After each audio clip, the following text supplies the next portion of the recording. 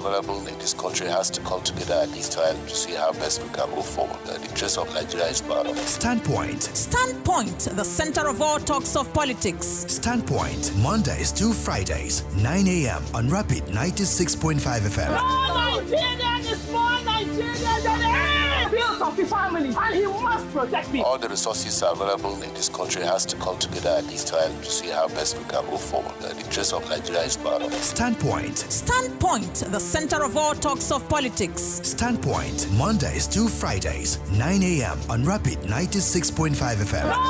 Nigerian is more Nigerian than Nigeria. That's right. The interest of Nigeria is paramount. Standpoint. Standpoint, the center of all talks of politics. Standpoint, Mondays to Fridays, 9 a.m. on Rapid 96.5 FM. Nigerian is more Nigerian than any Nigeria. That's right.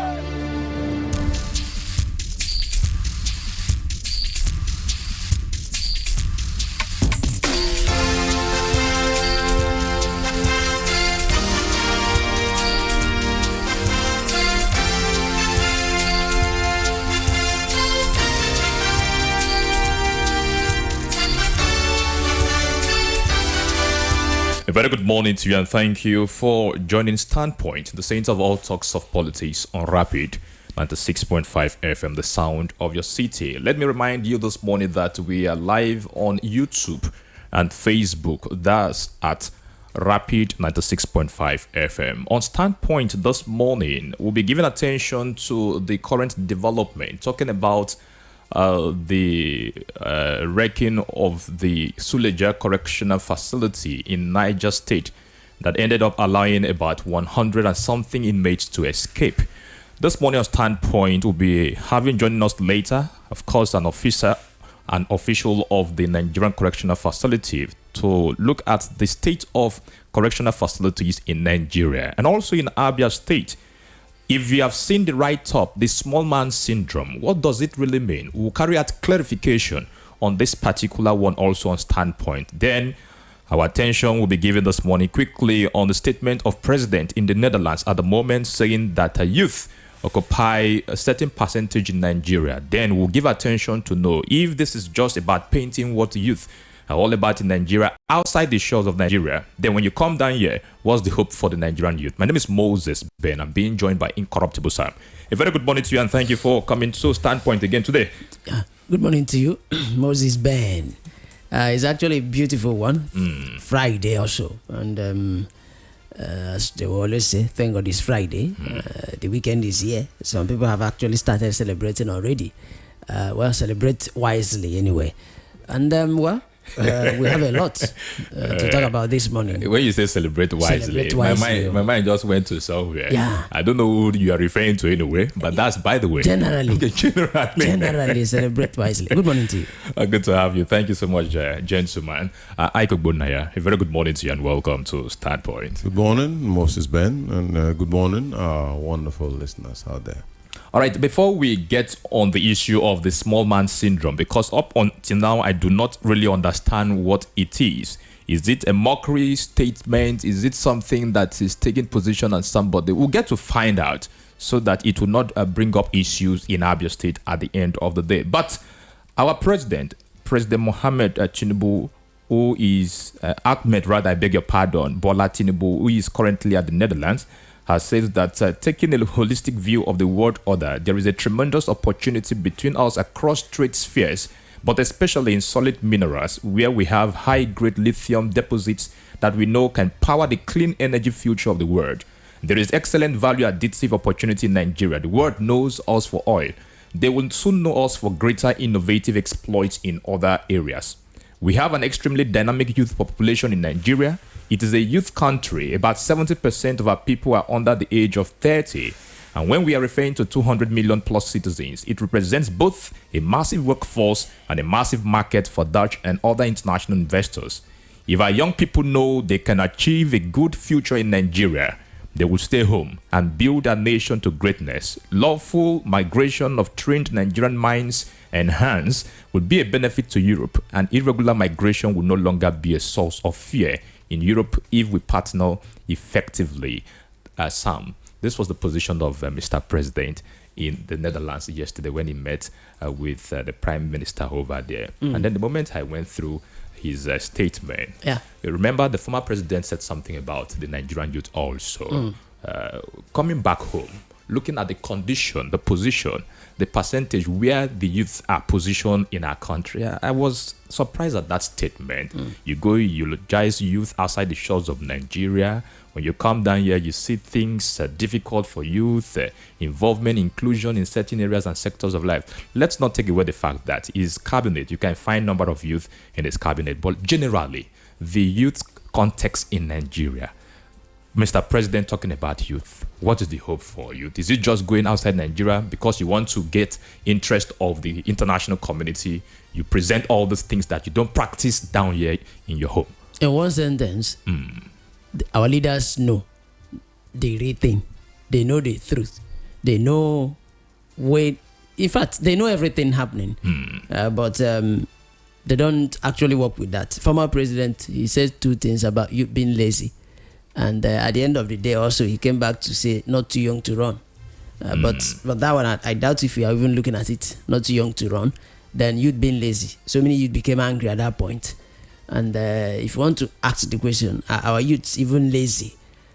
Maybe the percentage of those that are lazy, I might not say generally all of them are not lazy. The percentage of those that are lazy are small. Now, going back to what he said here, he said we have an extremely dynamic youth population in Nigeria. It is a young country. 70% of our people are under the age of 30. 70%. That means this statement is actually different from how they see us here, the youth. If you know that 70%, even during the election, even during campaign, you see that youth, they are the ones everywhere running around. Then politically, yes, even if they have one or two there, that's not even up to 1% is so much. Have we allowed the youth to even be in charge of so many? Like I know so many youth that if you give them something without even monitoring them, they will spoil it. I know, but deep down, there are youths that you will be surprised when you see the achievement they will get. How do we bring them in politically? Start from the primaries. Look at what is happening in Ondo. They are fighting. Ayeditiwa. Decide that they are that are not supporting Ayeditiwa. They are supporting another person. But look at that person. The person might not be a youth. From there, you really get them. When our youth are useful, when we want to make use of them, that's when we want to. Don't worry, go to that place. And when you paint them well and say that they are this and that. If not that 2023 election made some youth to even understand that these politicians have used us much. You used to see APC, PDP, Action Congress. That's when they are there. You see the boss. When you hear that, this opposition, this party clashed with the opposition, go there and check. Youth. You will see an elderly man now being in a bus shouting, doing campaign, running from one state to the other. Youth. That's when we are being used. Then he went down. He said, if our young people know they can achieve a good future in Nigeria, they will stay home and build our nation to greatness. Now, I wish the president is here in the studio. If our young people know, if they know that they can achieve, why do we have Japa syndrome? Why does everybody want to run out, especially the youth? Because they don't know. If you look at what is on ground in Nigeria, the youth don't know. Can we even achieve this thing? I know someone that traveled before the 2023 election. He said if Obi wins, that he's going to come back. He's in the UK now. He said if Obi wins, he will leave UK, come back to Nigeria. Maybe he had a reason for saying that. What do we want? When the light will be here 247, we have youth that are talented. Now, education. Upon graduation, you get a job. You take care of our doctors and nurses here. These ones that will go out there to do caregiving. Just imagine that they are here working and earning money. Majority of these people I'm talking about now are under the ages of youth, and we don't even pay attention to that. I like this line. If our young people know they can achieve a good future in Nigeria, they will not want to move. Now they don't know. Who will make us know? Okay. The politicians should make sure that there will be things on ground. If I earn 1,000 naira here, let me see the value of 1,000 naira. $1,000, I cannot just go there and spend it anyhow. But here, 1,000 naira. buy 200 naira something, you'll be looking for who stole your money.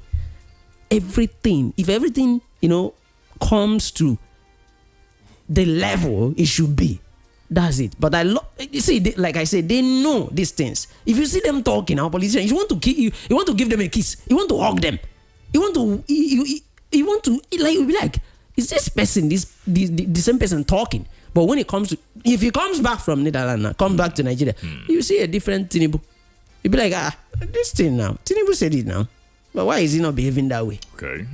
So that's the problem we are having. Let's not forget that the president, we can say, he represents the country. Yes. So he would want to furnish every information to ensure that he sells the message correctly to whoever is engaging in that bargain with him. He is the chief marketer of Nigeria. He knows what he can say at every point in time, whenever he's engaged in international meetings and all of that. But Moses, a good marketer will market what he or she knows. Don't you think he has done that good. in the angle of marketing youth properly? You go outside there, you market me, and I'm back home, I'm hungry. Back home, I'm complaining. I believe that was what he did in the Netherlands. But Ike, let us look at it. I know for sure we have great talents within the brackets of the youth in Nigeria.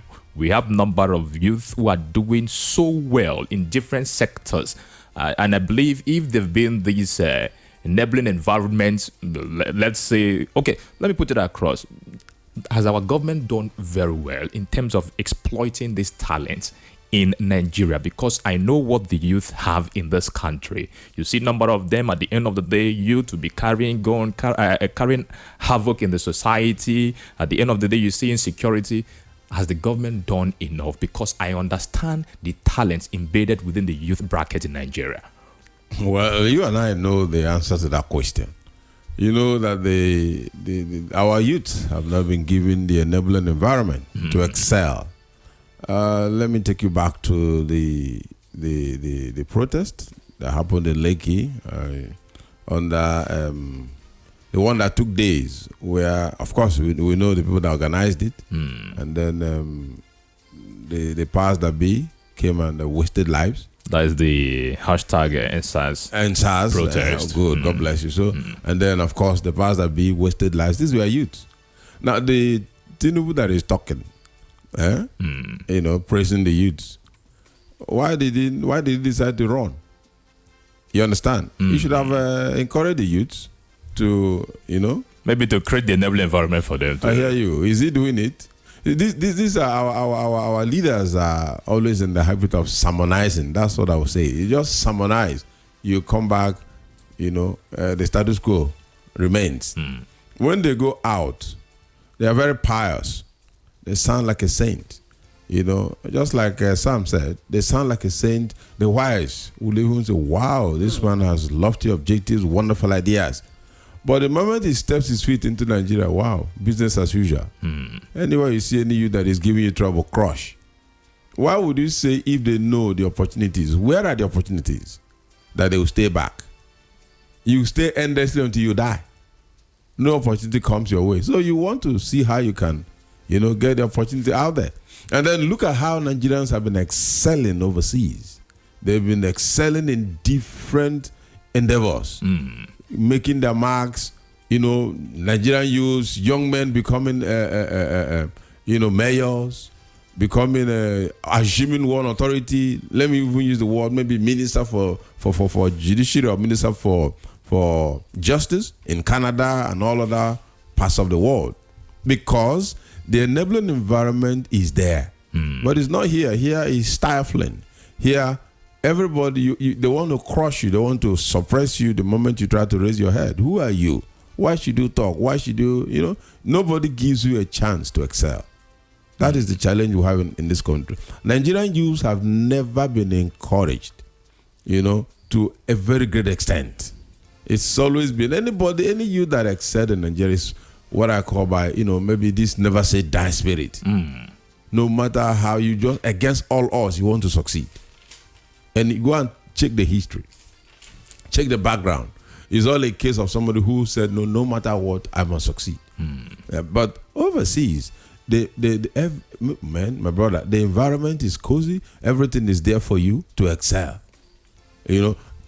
once they see any little zeal in you, that zeal is encouraged, and then the sky becomes your starting point. All right, we'll still fall back to this particular issue this morning. Remember, we'll still talk about the correctional facility in Nigeria, but the one that has been concern to me, because I must understand, or let us also understand what this is all about.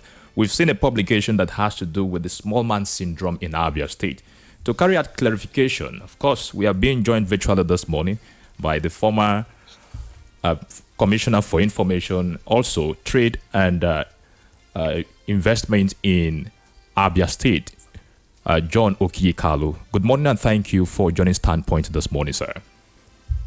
Good morning, Moses, and your colleague there.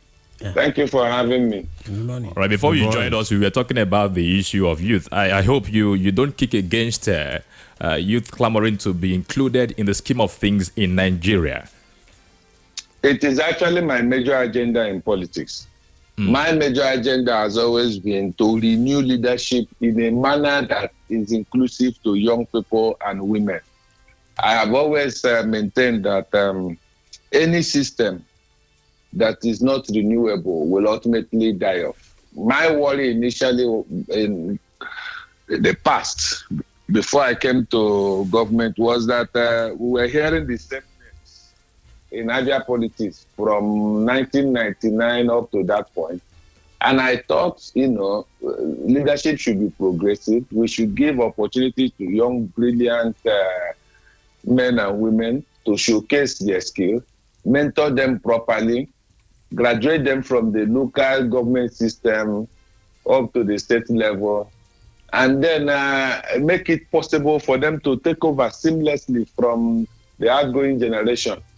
And to a certain level, I personally feel that we were able to achieve a substantial amount of that while we were in government. And that these young people are ready and good to go. If you look at somebody like Ginger Onwusibe is a friend of mine and a good politician. He rose through the system from councillor to local government chairman to House of Assembly member, and now he's a member of House of Rep. Who knows where he will be in 4 years' time. That is what I believe should be done across board. There are others like him that have also gone through a different trajectory, but these are all young people replacing the old order. Not pushing out the old order, because you will still need the old order. You need their experience, you need their wisdom, not pushing them out. But when you have a healthy mix of young and old, you can see that the system will run better. All right. I pray we continue in that trajectory so that one day Moses or his partner in that office can become our governor. Yes, that's what we want. All right. And I believe with what we are seeing, of course, taking note of what is happening as a result of our leaders currently doing, we'll be able to fix these things up if we should have the opportunity to assume those positions. But that's, by the way, once again, thank you for joining us. The publication made by you, of course, dated 21st of April, 2024, tagged, of course, forensic audit and the small man syndrome. Many persons have taken stand on this. Could this be mockery? What really is the position of this small man syndrome? Could you please let us through clearly what this publication is all about, for clarity's sake? When you talk about the small man syndrome, it's not a mockery of anybody. The intention is not to mock anybody. It's a short story that I described in that write-up. That short story was published by Maya, and basically the whole article revolves around, first and foremost, the governor of Abia State, Dr. Alex Otti, collected money from the state purse, traveled to USA, chose an international platform where he is supposed to be promoting investment in his state, where he can as well say, oh, this is what I want to do in the next XYZ months. This is what I've already done. This is the direction we are going. But he spent that money, chose that platform to only malign his predecessor that for whatever reason he doesn't like. And that is at the heart of the story of the small man. If you look at that story as I published it, the small man, in fact, the author said the small man is simply small. Small-mindedness means using big platforms to do little things. Things that you can do with other platforms. I mean, we are from Abia State. You can talk about audit and all that in Abia State. But when you are at the global stage, you are supposed to promote Abia and also promote Nigeria. If you listen to that recording of his outing, you will come up with the impression that Nigeria is a nation of corrupt people. If you are an investor, you will not want to invest in Nigeria. Because the mere fact that someone says, oh, everybody is a criminal, I am the only saint in this place or in this climate, should alarm every investor to think that, wait a minute, if I want to invest in this place, am I only going to deal with that one man who is a saint? Or will there also be other people that have characters as he has described? Even though in that instance, the description was false, I was a member of the State Executive Council as the Commissioner for Information after 2020, when ESCO discussed the idea of investing in an airport. I was also a member as Commissioner for Information when ESCO on the 13th of November 2020 discarded the idea. Now, let me point the current SSG. I'm not sure I know the person, the individual who is currently the Secretary to Abia State Government. Let me point him to ESCO minutes. As the SSG, he is the custodian of ESCO minutes. I'll ask him, can you go to the ESCO files, look at 13th November, it's a Friday, or it was a Friday, sorry. Friday, 13th November, 2020. You will discover where ESCO, the governor, Okezie Ikpeazu, presented before ESCO the details of his meeting with traditional rulers, where the traditional rulers said we should drop the idea of an airport and do more road. If he goes back to that particular date, he will see it, that ESCO resolved to stop any further discussion or action or anything concerning airports. And then ESCO also resolved that the money we were going to borrow, contractor financier arrangement from the bank, UBA, United Bank for Africa, that money should now be used to fund more road projects. And I also remember, because I don't have the full document now, but I remember that it was from that money that about 700 million was paid to China's Zongbong, those who were doing the flyover. I also remember that Ferrotex was the lead person in that transaction, the lead contract financier. Ferrotex works with the OT administration. Even now, he's doing projects for OT administration. So he can testify that he was even paid money for Abowure Road. From railway to Brass Junction, he did that portion of Abowure Road. He was paid for it from that same transaction. There were other companies, and I am sure, very certain, that when we now have a copy of the audit report published, we will list out every company with the amount given from that contract finance arrangement of 10 billion naira. We will list out the roads concerned, the name of the contractor.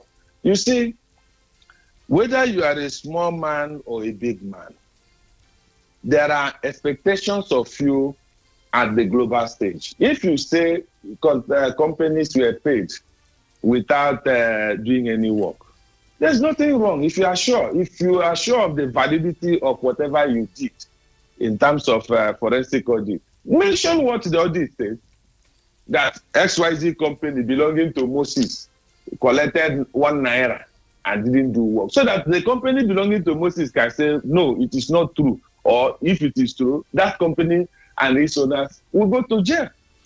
So my worry with the small man syndrome is that, one, you conducted audit without any audit response or involvement by anybody that worked with Governor Ikpeazu. Not his accountant general, not his commissioner for finance that time, Ahamuko. Dr. Ahamuko was commissioner for finance in 2020. Not a senior director or not even the cashier that worked with Ikpeazu. And you want to shave the man's head in his absence. He has never seen this report, yet you are comfortable discussing this negative in faraway USA, not even in Nigeria. That's what I call the small man syndrome. All right, because as you've established already, and then we've seen it in the publication as well, that the plan for the airport construction was actually not resolved. Rather, people say traditional roads that should be used for fixing roads in Abia State. We are roads fixed across the state, actually. If yes, in specifics, the road projects executed by former Governor Keze Ikpeazu, could you please let us through that at the moment, sir? Thank you very much. You see, when I speak to certain things, people say, oh, why mention names? But I said to them that when you have living witnesses, you should call them. Number one,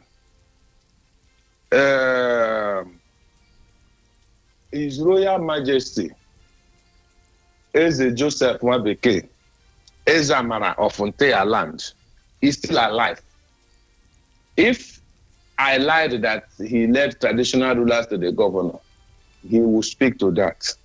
Other traditional rulers that came with him are all still alive. Do you understand?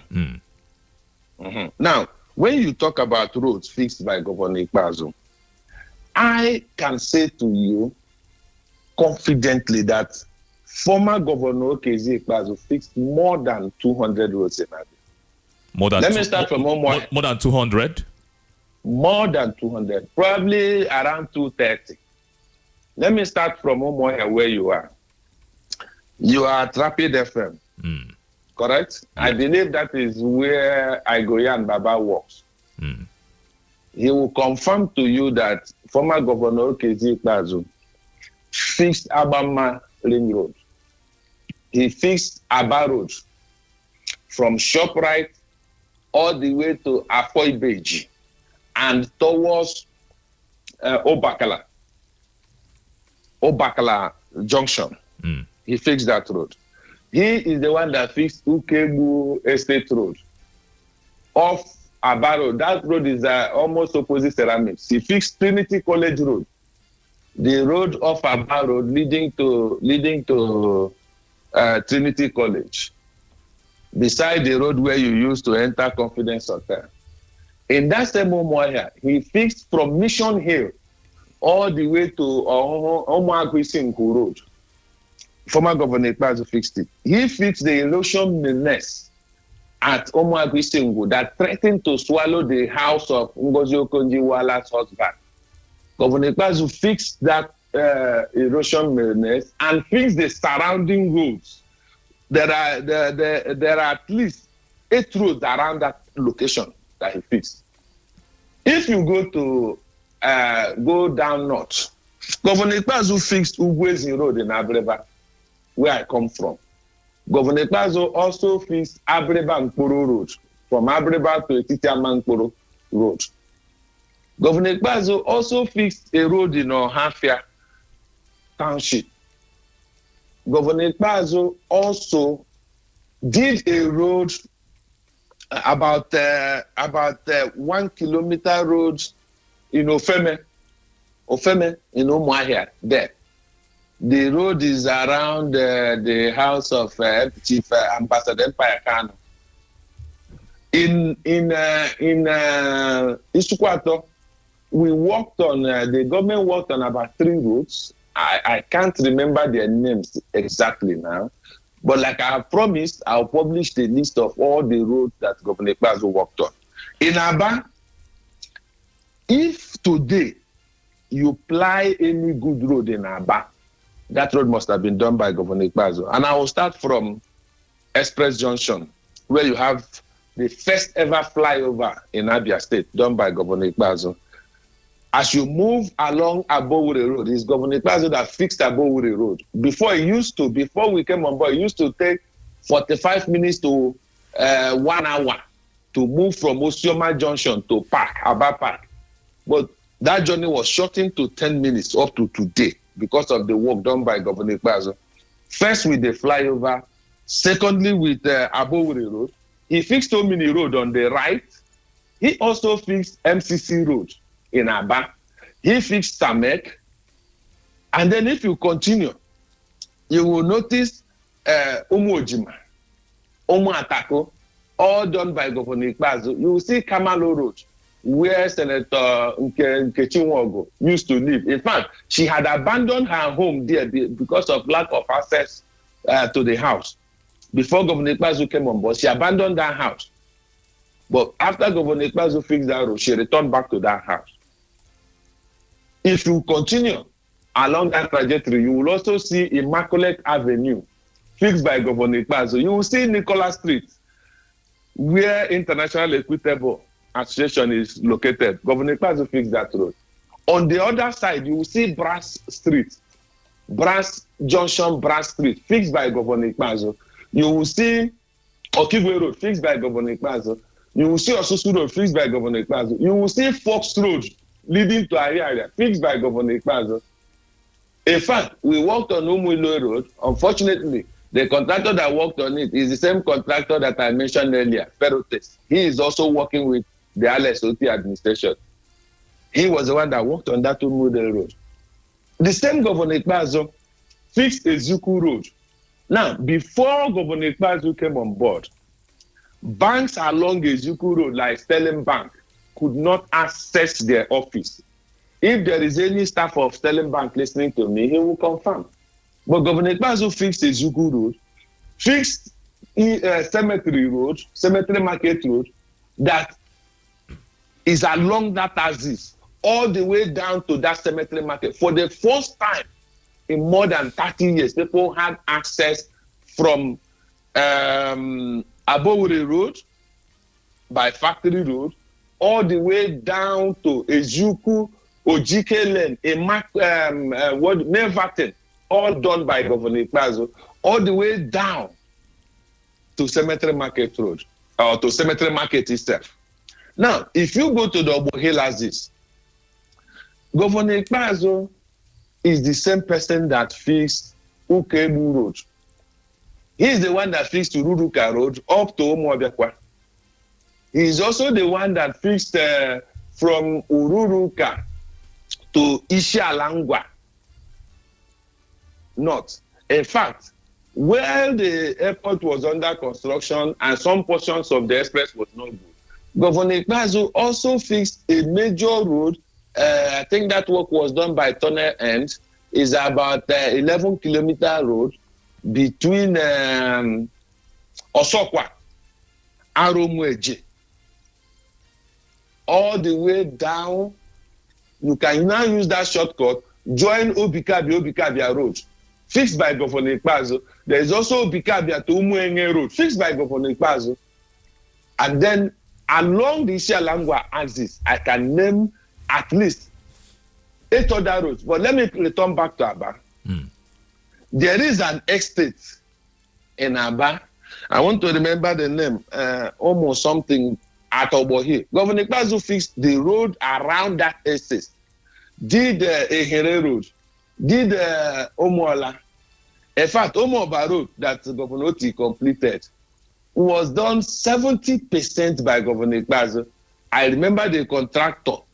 I think it was a company belonging to Popular that did that work. When Governor Oti came, he took it away and gave somebody to complete the asphalting of that road. Governor Ikpeazu fixed Emelogu Road. Emelogu Road that abuts Ngwa Road. It was Governor Ikpeazu that fixed Ngwa Road. In fact, he was the first governor in over 40 years, not only to fix Ngwa Road, but to do other roads like Aja Road, Emejiaka, Ebadan, and others around Ngwa Road. There. If you go to the other axis of Abadi, also axis. I've mentioned also, and it was Governor Ikpeazu that started the work along, what's that street called? Omuma. He started the work on Omuma with rigid pavement technology, done some drains and cement work along that axis up to 1 kilometer. I think Oti is continuing that work. All right, Chief. So, we would want to get the hard copy of this profiling. Of course, my colleagues also are in the studio. Meanwhile, Abians are listening also to you this morning. Still in that publication, there are other assertions that you made that have called for clarification from you this morning. We'll get it from you after this short break. Just stay with us. This is Standpoint, the center of all talks of politics. Thank you.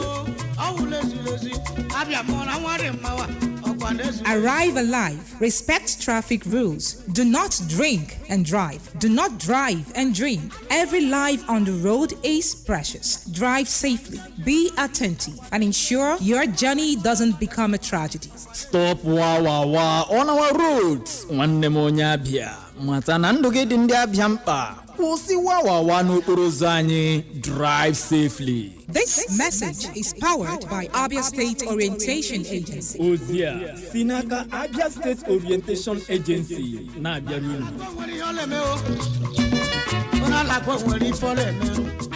Nke a bụ ijigwa ndị ahịa anyị niile nakwa ha n'eze n'ụlọ azụmahịa Bilos Paint akwala site n'ebe ahụ ọ nọ burubu na gburugburu Okpara Square Umuahia. Bilos Paint nọzi na nọmba 8 Mission Hill Umuahia n'akụkụ ọdụ ụgbọala God is Good. Mbugharị a bụ iji hụ na anyị gara ndị ahịa anyị niile nakwa ha n'eze ozi nke ọma. Imeela n'ihi nghọta gị zuru oke. Anyị ekpebiela ịgara gị ozi n'ụzọ bụ igba. Ọ bụ ndị isi ụlọ ọrụ Bilos Paint tinyere aka n'ọkwa.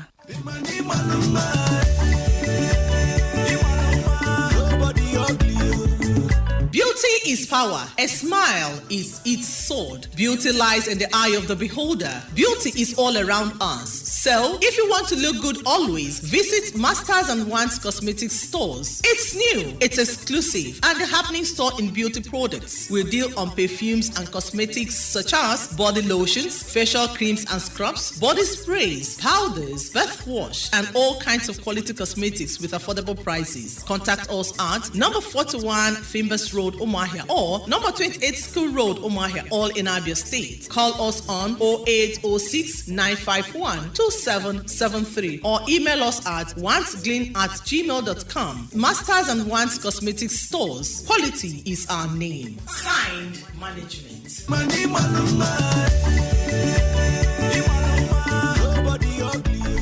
Tension, expectation, and jubilation. It is audition on Rapid Star Rise 2024. We are grateful to the following.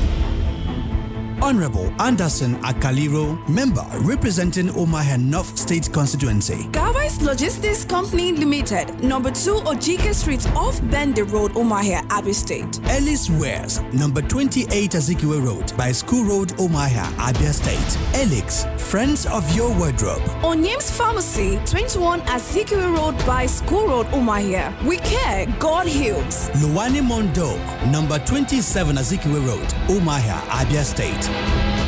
Rapid Star Rise. More supporters wanted. Come on, y'all, let's do this. It's time to crank it up. Hey! We are turning it up on Rapid FM 96.5. The sound of your city.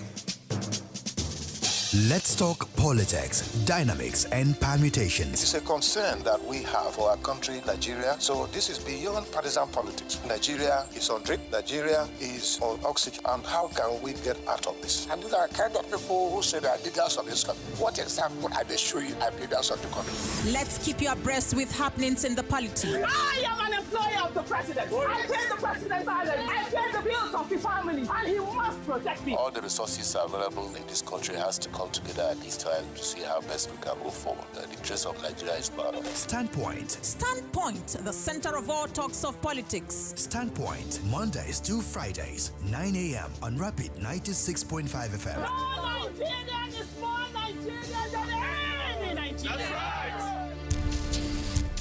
You're welcome back to Standpoint, the center of all talks of politics. This morning we have been having an interaction with the former Commissioner for Information and also Trade and Investment in Abia State, John Okiyikalu.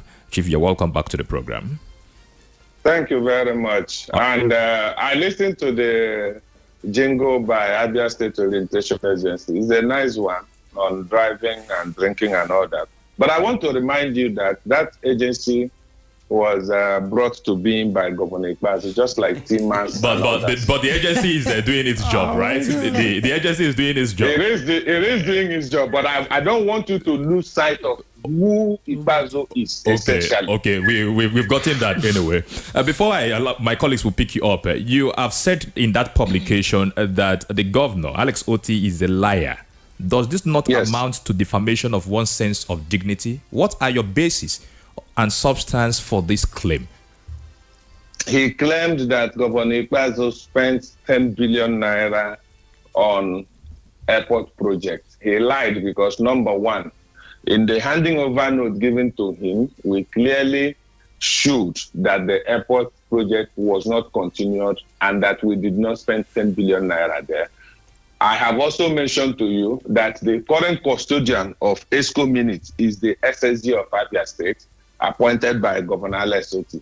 I am very, very sure that the SSG already has that information that on the 13th of November 2023, that the ESCO cancelled every expenditure related to the airport and said, move the 10 billion naira to companies. In fact, when I mentioned the company that did Abama Ring Road, the road to the house of Agoya, do you know that the contractor BOK was among those paid from that money? So now that's number one. Number two, when I now said he lied, I recall personally that the governor went to channels and said the Ikpeazu administration did not invest anything, is not aware of any investment. Whereas, as at that time, the governor had received a letter from Geometrics CEO, Professor Badun Naji, telling him that Abia had 3.5% shares in the project that the Ikpeazu administration paid for it. If you are not a liar, why didn't you admit it that you have this information that was given to you, that there was that investment? Moreover, the handing over note given to you also contained the same information. Number two, when the governor said that he has cleared 9 years pension arrears, when he didn't do that, when he actually paid the balance of what he was owing pensioners in 9 months and maybe probably added for some of them, yet he claimed that he had cleared 9 years, whereas his commissioner for finance came on air to say that they agreed to forfeit every other thing that is unpaid. What does it mean to be a liar? When they said that 1.5 billion for Helios van, that the money for Helios van was typographical error. Common sense will ask you the simple question. Typographical error from a preparation of budget through the supposed screening of that budget at the House of Assembly and the signing. Nobody spotted it until eagle-eyed Abians spotted that you cannot spend 1.5 billion on 2 Helios vans. So I had my basis. Even in that write-up, I mentioned those bases that, look, if this governor has lied about this very simple thing, he is also lying about the 10 billion for airport. And I made my point that I was a member of the State Executive Council at that time, and that I have information.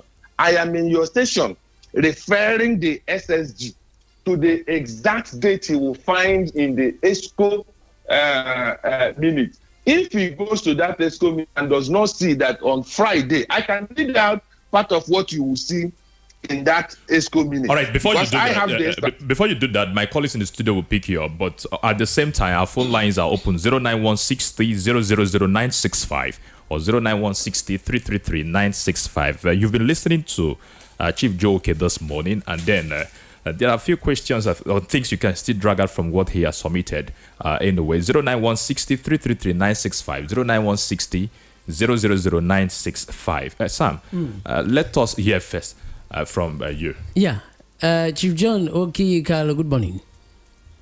Present, sir. Good morning, sir. Incorruptible Sam here. I know you very well, and I know you know this face anyway. You talked about a handover note. I was actually coming from that handover note. And I want to also believe that you know that one of our problems here in Nigeria generally is when we don't, prepare very well for this handover, especially when an opposition party is coming on board. We have failed on that. I'm including myself now. In any way, we have failed politically when it comes to handover. Don't you think, because of lack of proper handover, when a party is leaving, another party is taking over, that is why we are having all these issues? A handover process is a structured approach that ensures the transfer of knowledge, responsibilities, and the variables between project phases, teams, or stakeholders. But here, we have not been doing that, right? Had it been there was a proper handover, don't you think these issues we are having now wouldn't have been there? Yes, there was a handover note, as you have said, but do we do proper handover here in Nigeria, especially when another party is coming on board? All right, Chief, you will answer that question alongside these ones that are coming. Let's just pay attention. Good morning and welcome to Standpoint. Good morning. Please be audible. Your name and location, please. Good morning. This is Ike from Namibia. All right. Could you please adjust from where you are because we can hardly hear you clearly? Okay. I just listened to your guest in the studio, Chief, former commissioner. I mean, the speech, the articles, and everything. So we are sincerely sorry. Just redial the number. We couldn't put together what you were trying to say. Very good morning to you and welcome to Standpoint. Good morning. You're welcome. Yeah, Chief John, good morning. Good morning, sir. Yeah, this is Dave Johnson from Omariaga, Oboro, Ikuano, our Labor Autonomous Committee that said the face of the community. Welcome to the studio. Thank you, sir. What I want to say about Governor Imazu and Governor Ali Sochi, I don't know who is lying, don't know who is the truth. Because the past government, that tell us they did many roads, they did this, but people are back complaining. People are doing my complaining. I'm not a politician, I'm not a GDP, I'm not a Apple, I'm not a Labour, I don't have any party that I belong to vote it. So any person that says the truth in this agenda, the truth will follow him. Because Amen. He's not lying. I want to hand over to him the documents that he look into or inside to know where they do and where they don't. He's not proving anybody. But he said anybody that hold government property, let him return it. And he's very welcome. All right, there, Johnson. Thank you so much. We appreciate your contribution. So that I don't lose track of the questions asked. Let me start from Dave. Okay, you will do that. We've gotten another person already. Just do it along this person. Good morning and welcome. Hello, good morning. You're welcome. Your name and location, please. Mr. Chijoke, I'm calling from Benji Road. All right. My former commissioner, I greet you. Good morning, sir. Chijoke, look, I've been trying to reach you on the phone. Can you try and call me after this program? Okay, there's no problem. There's no problem. I will do that, sir. I want to say that to me, this issue of whether Alessoti is saying the truth or saying or something that is not true, I think we should leave it for him to finish his report. Because for me personally, Alessoti is a man I know for a long time. That before he makes a statement, because this statement we are talking about is a very sensitive one. It's not something somebody just think overnight and start making it open. So to me, we should not bother ourselves for this issue, because I recall that day before yesterday, Mr. Ferdinand Ekoma have said it, that they are going to make everything open, including the contractors and other things. So we should not heat up the policy. All we know is that what we are talking about is how to move Abia forward. If others are celebrating, all of us will be happy. So I think Lesotho means well for us in Abia. And let all of us work together and make sure that all right, Chijoke. Abia State move forward. Abia State move forward. It's not what I want to hear. that Abia State are celebrating. It's all right, not all the Chijioke. things we are talking about. All right. Chijioke, thank you very much. And I join you in All right, praying and Chijioke, wishing that. we appreciate your contribution. Chief, we will come back very shortly to you, but... I am losing track of the things said. I hope you will remind me of all yes, the we'll remind you. Good morning and welcome to Standpoint. Good morning, sir, in the studio. Morning. Bramado on the line, sir. What's the name, please? Bramado, sir. Okay, Madu, you're welcome. Yeah, just a little contribution. It's not easy to be a leader. We are not trying to say, I'm not trying to say everybody, we actually do the best, but you try to do the best. I know you can't give the best. Yeah, Ibazo, I love the man. I'm not a politician anyway. I love him as a person, and for the very first time, I know man being the governor. He tried a little he could. It's not God. It's not a spirit. But then it's good. It's good to do anything or whatever that you have to do. They say do it well. What ought to be done? Do it well. The previous government, please, I want to advise them, just slow down. It's for the good of all. Slow down for this governor. It's not easy, even if you make mistakes. But some people are complaining. He has not paid all pensioners. I don't know how you want to do these things, because I think the man is doing very well. For over years, people are not they don't receive anything. Teachers nothing. But now you're getting something. You do not appreciate him. You want him to just maybe settle all at the same time. Slowly we'll get there. Sir, I said this thing yesterday. All Joseph Okali came and gone. Nobody checked him. Who succeeded him came and gone. Of course, that one, if you ask me, I know a lot of people now may not like this one. That one seems to be the worst. The one that took over from Joseph Okali. It seems to be the worst. I know what happened at Aba. All right, make up your point, Madu, please. What? Round off your points, please. Okay, Ibazu took over. Nobody. So this man taking this thing, it's not easy. All right. Your point has been noted. You've used your time already. We appreciate. Over to you, Joe. Okay. Thank you very much. Let me start by thanking the contributors. It's a democracy, and it is good to hear the other side here and then hear from our side. Let me start by saying that my prayer and the prayer of every Abian is for Abia to make progress. Even when Ikpeazu handed over, he was hoping that whoever will take over from him will do much more than he did. We put measures in place to support them. But I want to point out a few things. Number one, I was a member of the handing over the transition committee. We put in place as a government a proper transition team. At some point, the OT team disagreed and walked out of the team and decided that they will not continue to work with us. Yet, we prepared a comprehensive handover note, added 2 vehicles, one for the governor and then a Hilux van, and handed it over to them May 29, 2023 at Umuahia Government House. It was received by, I think the current SSG or the current Chief of Staff on behalf of Governor Lesotho. The problem seems to be that the governor has not had time to read that handing over note, maybe because of his personal prejudices. And then there is this characterization that we didn't give him a handover note. It's not true. Even after the election, Governor Ikpeazu was willing to meet with him. Okay. In fact, Governor Ikpeazu was willing to personally hand over to him. We called him on the morning of the handing over, and we later learned that he's not going to be there to receive, that he was going to send somebody else to receive the handing over. And it was at that point that Governor Ikpeazu decided that we should now ask the SSG then, Chris Ezem, to be the one doing the handing over. So we did our best to make sure. I was in charge of a committee that was supposed to midwife his inauguration. I remember that some of the people in his government now were members of that committee, and I recall that we were at the stadium, Umuahia Stadium, reviewing Umuahia Stadium, and also reviewing the International Conference Center when we got the information that the OT team has pulled out, that they don't want to continue with a joint team, that they now want to handle everything themselves. And we said, oh, well and good. There's nothing we can do.